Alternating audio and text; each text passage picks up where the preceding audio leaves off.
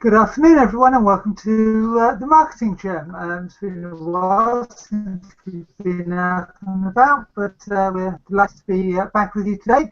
As usual, I'm joined by a panel of experts, and the first being Catherine Baldwin. Hi, Catherine. Hello, very happy to be here today. Very nice to see everybody after our little break. I'm Catherine. I run a graphics and print company called CB Graphics. I've been going for years and years and years and years and years. I won't count how many because that would probably age me and date me. But I've been working for myself the last 8 years. So yeah, my expertise is anything to do with graphics and print. Look forward to chat. Okay, and Kevin Lynch. Hi, Kevin. What a picture! Well, as you can tell, I've gone back to Belfast to refresh my accent. So I'm coming to you from my sister's study, and she's got a lot more taste than I have. So I'm just going to move out of the background there, and you'll see I've got a nice bit of Charles Rennie Mackintosh, one of the finest designers from the British Isles. So yeah, my background, technology, media, making things happen in those domains. Okay, and finally, we've got Jonathan Darby again. Hi, Jonathan. Hi there. So if you want a brief resume from me, I've worked for most of the major communication like Omnicom, WPP, Publicis, etc. And hopefully I try and make things clearer to your consumers and hopefully make things clearer to you guys. And I write strategies and things like that so that the paths are in a nice, easy step-by-step fashion. Anyway, we'll see how it goes today. All right? Okay. Okay, great. If you want to get in touch with us, you can via Twitter at the Marketing Gem. That's via Twitter at the Marketing Gem. And the headline, or the title of this episode is "Getting Ready for Autumn," which seems a bit strange because we're in the middle of a heat wave, certainly down here in the south of England at the moment, and it is only the middle of July, and people are still thinking, "Oh, we've got summer holidays to come and everything."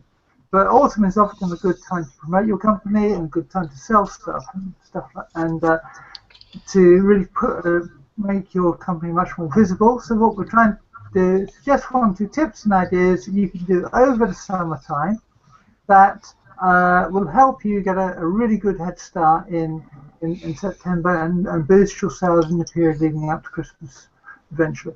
Jonathan, what would be your first tip? Well, the first tip would be to say, remember that marketing is a process, and therefore you should be being prepared for what's coming up on a continuous basis. But over the summer holidays, you have one opportunity, I suppose, to take a bit of downtime, to get away from being at the leading edge of what you're doing and not having to sort of put fires out. If you can, take a bit of time just to sort of think about your customers get and how you could improve it for them and get them to recommend you more often than any of your competitors. But it's really a bit of do a bit of retrospective and look at your offering from a distance rather than being in the middle of it. Okay. Interesting. So, sorry, was that a text? You dropped out there. Could you just repeat that, please, Jonathan? Well, essentially, it's a time to sort of retrospectively look at what you've been doing and think about how you can improve it without actually having to be there and putting the fires out. So while you're taking your holiday with the family, keep it ticking over in the background. Don't ruin your holiday, but do get on with it as you know. But you should be thinking continually about how can I improve the service offering that I provide to my customers. Anyway, I'll leave it. Okay. Kevin, what would be your tip? Well, the first thing I'd like to say is we've already had a dog barking. If you hear any bucolic hens clucking, I'm afraid that's coming from my sister's hens. it's pretty much sometimes here the good life with Margot and Jerry. So apologies for those sound effects, not the hardcore London stuff. Anyway, from my point of view, marketing is a process, and you have sort of weekly goals, quarterly, monthly goals, quarterly goals, annual goals, and obviously in your planning for this time of year, you realise that a lot of people-to-people interactions are just not going to happen because either you're on holiday, they're on holiday. When you're on holiday, as Jonathan was saying in his tip earlier, take time to reflect on your business, on the product offering, what's going well, where are the issues, and what is your plan to solve those issues. From my point of view, though, in terms of technology, I mean, the other frightening thought, of course, is it's only 172 days to Christmas or whatever, so most of the year has already gone. So, probably need to get a wig on to meet the calendar 2016 goals, and now is probably a good time to begin planning for the new business year in January and things like that. In terms of tech stuff, again, probably worthwhile reviewing the technology that you have. If you've got devices that are more than 3 or 4 years old, you're probably paying more money for the people who are just sitting there waiting for the device to get on with its task. So it's probably worthwhile to consider replacing those. And then in terms of your systems, probably a good time to get people to look at your existing databases. Make sure all the information is in those databases, not sitting in various pieces of paper and various desks around the office, and possibly have someone look at lead generation. But I'll come back to that later, I think. Okay, so Jonathan, Catherine's had to disappear for a moment. It's not a case of just sitting there twiddling your thumbs. There's still a lot that can be done in terms of commissioning stuff and getting it ready, because everyone thinks, the whole of August, the whole of July is down and off, but that's never the case, is it? You might need a longer lead time, but there are always people around.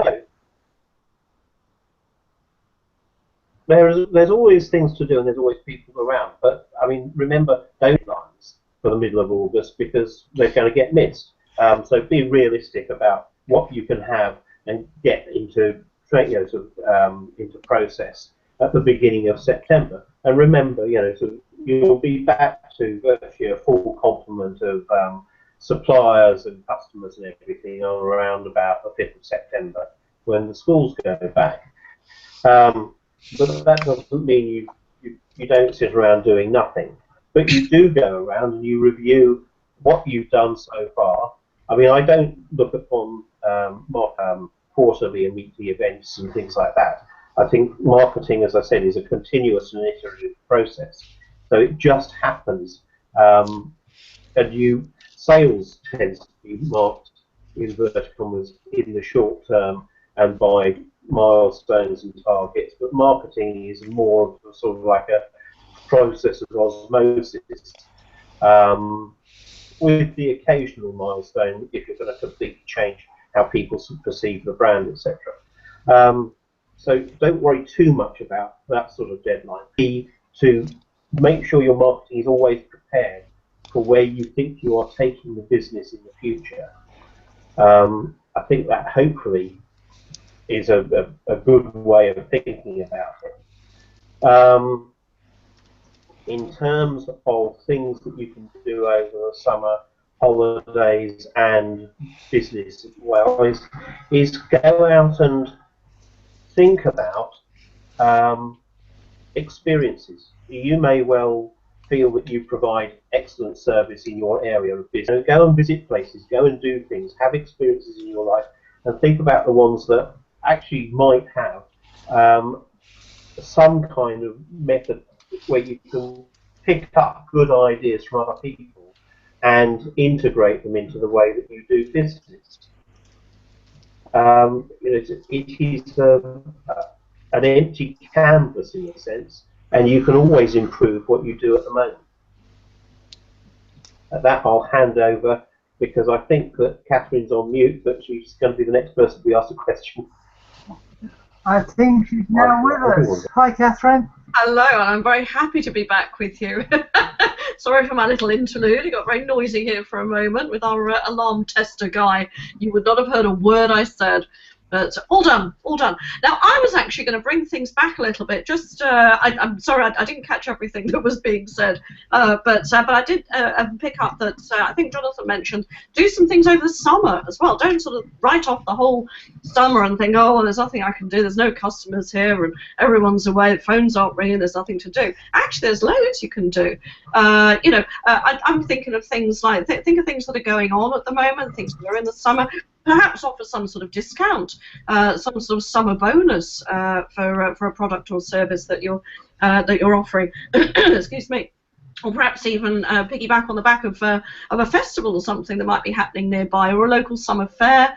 Team up with one of the local schools or churches and perhaps have a stall, even if it's just giving out some leaflets or some business cards, or perhaps even offering some strawberries and cream as a little taster and an introduction to what you do to the local community. So there's actually things that you can do over the summer, as well as sort of thinking, well, okay, this is a bit of a lean time. Let's have a think about what we're doing, how things are working. Perhaps it's time to have a look at your computer system and have a good clean out of everything.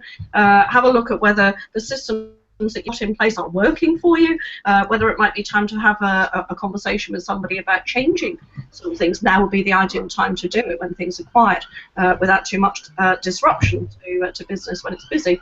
Perhaps even think about sort of whether you've backed up files, where you've got things manually filed away, thinking of the sort of customer bases that you have. Are these working for you? Could you look at other areas, perhaps to to hit some new networking groups in the summer? It's time really to perhaps have a bit of a recce and have a look around at what else is going on. As I think has been mentioned before, have a look at the wider community around you. Perhaps there's something that you can give back to some sort of community group and forge a link with new people, do something different. It's a time perhaps to look a bit more openly at what you're doing, what your business is, and where you sit in the community, with a view to really getting inspired, doing something a little bit different come the autumn. If you met some new people, you have some fresh ideas, and perhaps going some fresh new directions come the autumn. Yeah, exactly. I mean, it is also a case of, as Kevin hinted earlier, and you just kind of repeat it, it is a time to perhaps do some investigation work using databases and stuff like that as to potential new clients, as a more formal way of doing clients. I know that, Kevin, you're quite keen on using this methodology, aren't you? Yes, it's an approach that I'm using when I'm wearing one of my other hats. These marketing databases can be quite expensive to have a subscription to, but actually your local libraries, probably worth making a phone call to find out where you have access to business intelligence. But certainly in the county of Buckinghamshire, the Chesham, Aylesbury and Wickham libraries have access to business intelligence databases. They have access to one called Mint. Here, where I am in Northern Ireland, I've been doing some work here, and they have access to one called Mintel. And I very much struggled with what I was trying to get done, and stuff really wasn't quite working, and it's Murphy's Law. Anything that can go wrong will go wrong. Long story short, I was able to be very specific about my inquiry. I was saying I'm looking for businesses within 10 to 15 miles of these postcodes. I want to find their operational people, and I'm looking in these various industry sectors, and that was something that I was actually struggling with, because the way these things work is companies have a thing called a standard industry code, a SIC. You need that SIC code. So unfortunately I couldn't get the SIC codes for what I wanted, and that was part of the whole frustration of doing it myself. Anyway, long story short, the library people, one of their proper researchers was like, yeah, got this. And I sort of made my inquiry Tuesday morning, and by 3:15 the guy had the answers for me. So that was fantastic. So I've been able to get the some leads to be able to follow up. So yeah, I can recommend that very much. You know, try and do some research ahead of time. Go there, realize what is involved, and be prepared to discuss your specific search. And the beautiful thing about all that is it won't cost you a penny. Yeah, exactly. And certainly my experience in the libraries I've used is those kind of staff, when they're available, are usually pretty helpful because they're just glad that people are using the system. Okay. We lost Kevin? Yeah, I'm here. Sorry, I didn't hear the question. There was a bit of noise. I was saying that in my experience, the people in the libraries who kind of guide you through those systems are always quite keen to help because they want people to use the system.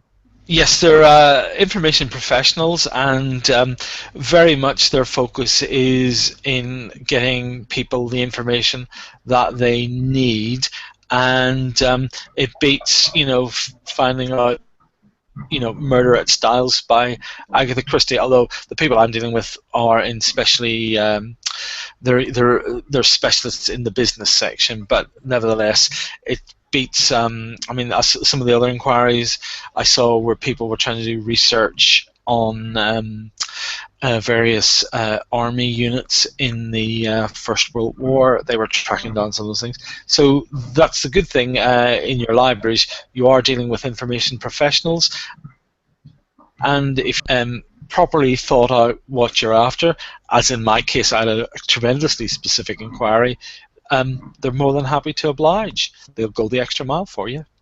Yeah, and of course, Catherine, now is a good time to actually think about trade fairs that you may be attending in October, November, December time, isn't it? And getting the print work done now, if it's all possible, because you don't want to leave it all to the last moment.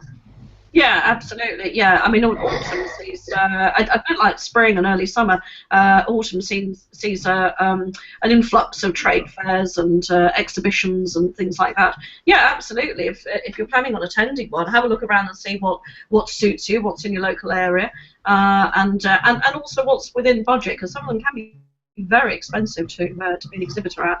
But yeah, have a look at stand material, particularly some of the bigger stands. If you've got an actual unit in there, then I've just done some exhibition panels for a chap. I can't remember where the exhibition was. I think it was Olympia, but he had a whole corner unit. So we did 8 panels of an exhibition stand, plus a standalone unit as well to welcome people in. And it was quite an involved thing. It took a little bit of trial and error to see what would work. Think about the sorts of things that you want to promote. Obviously, nice big logo, heading, and all the rest of it. But you know, thinking about the sorts of promotions that you want to head into come the autumn, whether it's something new you want to promote, or the stability of an established company, perhaps. But yeah, absolutely. If there's trade fairs happening, then fantastic. I was going to say as well, in terms of promotions and things as well. Again, if you wanted to harness something about the summer, actually, you know, you can think about promoting your company with simple things like caps and frisbees and things like that, you know, which is obviously very seasonal at the moment. If there was an event that you wanted to hold, something specialist, perhaps a particular day where you're going to invite some customers along, things like that, or a drinks bottle, which are also very popular to have your branding on, to have your logo on, all sorts of things like that can be very in keeping with a summer theme, and obviously brilliant for promoting your company as well. Yeah, exactly. Jonathan, I mean, it is time to start also thinking already about any Christmas promotions or promotions even in the new year that you might want to do, isn't it? Because it's not just a case of saying, oh, we'll log 20% off. It's a case of thinking about it, planning it as part of a coherent marketing plan and strategy. Well, yes. I mean, I think this is where we have to be very careful about talking almost about presentism versus planning for the future. I would encourage everyone to be proactive and to look like 3 months and 6 months and 9 months in advance and think about how they're actually implementing a marketing strategy that means that they are always prepared for the future. If you're preparing or you're starting to think about exhibitions and exhibition stands and things like that, think about it in the whole. Think about what it's going to look like. So you can essentially wait quite late for printing of the brochures and the content of the brochures, but think about how you're going to lay out your stand, what it's going to look like, how people are going to be dressed on it. Have you got all the key players that you need at the exhibition ready and briefed and have the dates that they're going to be expected to be there and all those things, so that nothing arrives and you get there and it's a bit of a shock and you're having to improvise, prepared, so that when you actually turn up, you can focus on doing the job of promoting your brand and your company and hosting guests to your stand and providing them with things that add up to the overall experience that your brand is supposed to be presenting, rather than having to do short-term promotions and, oh, do I give 20% off because we're at the exhibition?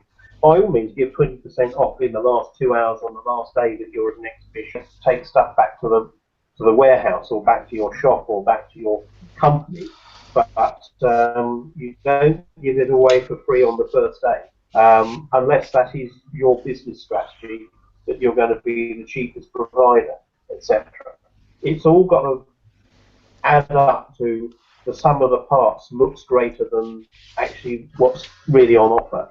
And the perception is that you come across as a highly professional organisation, rather than, I've been to exhibitions where most of the stands have sort of looked like we could be at a jumping sale. And so that I find isn't a good reflection on the potential of people's businesses. Okay? Okay, that's great. Yes, I think that's a really important point, is that you've got to be consistent throughout, not only in the look, the brand values, but the brand service, and also planning it all in, as you say, because it's no good saying that you're a premium Rolls-Royce brand, as they often say in the generic,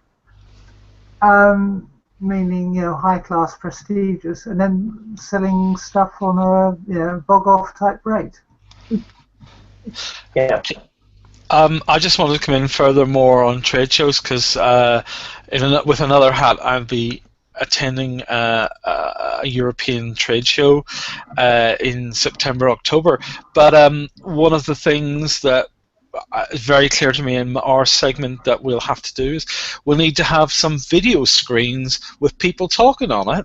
So actually what we're planning to do is we're going to have an interview with one of our customers who's been very generous to give us testimonials, and we're basically going to have her filmed, probably using mobile phone cameras but with lights and stuff, and we know what she's going to say. I'm going to take that, we're going to edit that so that we have sort of a 2-minute thing that we can have on the high-speed rotation where she's extolling the virtues of our service. But you know what? That stuff doesn't happen overnight, so we actually have a plan, and in the middle of August we know we'll be able to meet with her and for a day get the footage we need. But this stuff doesn't happen by magic. It happens because someone has a vision, they know what they want, they've imagined the stand, the layout has been designed, the dress, the people who are coming, all that stuff is we're getting together some friendly industry experts and stuff so that they're all there ready to engage with our potential clients. Yeah, and that's the whole thing of it, isn't it? That if you start planning in September, you've missed sort of like half, perhaps, of the busiest period coming up in the period leading up to Christmas. It's why bother?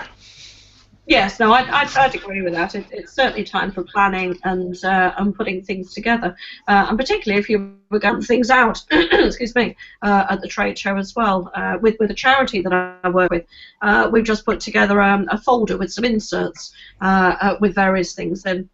that we're distributing to potential corporate sponsors. But it's the putting it together, you know, thinking about what you want to say, the pictures that you want in there, the sort of look and the layout and all the rest of it. And it takes a few weeks to sort these things out. It goes backwards and forwards before getting finalised and printed and all the rest of it. Same with promotional items. Once again, if you're going to hand things out at a trade show or you know, at any company event or conference, in fact, you know, it all needs a bit of planning. It needs designing. It needs the artwork sorting. It needs printing. Usually got to allow a few weeks to allow for manufacture and distribution. So yeah, it's all these sort of things that can really come under the heading of planning. And we've got a few weeks over the summer when it's an ideal time. Even sitting on a beach, you can be inspired by an idea, jot it down, and then action it when you get back to your desk. Exactly. Okay, well, as usual, we're going to be doing the tip of the week because that's what we usually do, and we usually do a tip of the week on both the subject and the general marketing tip. Kevin, what would be your tip of the week? My tip of the week, I think, goes back to just planning. Have all this stuff ready. None of this is hard work. It's just doing 20 minutes here, 20 minutes there. You've spent 6 hours over a month on it, but you've done not the imperative everyday work, but the business that really, the kind of work that really makes your business grow, the important stuff that isn't urgent. It's really key to make sure that, especially at a quiet time like this, you're not fighting fires, you're doing the long-term think to drive the business forward. Okay. Catherine, what would be your tip? My tip of the week would be to have a look around and plan to do something different come September. So put some feelers out for new networking groups, groups that you don't know everybody who turns up every week or every month. So something fresh, something new, and jot it down, whether it's you know, a day or time of the day that suits you, and just try something new, you know, to freshen things up, liven things up, and talk to people about their business and your business. You may find that there's something that you're not doing that could be easy to implement, that actually might put you in a whole different direction, a whole different marketplace, and have a whole different customer base. Who knows? Exactly. Jonathan, what would your tip be? Two, essentially, one is be proactive. So don't wait for things to come to you.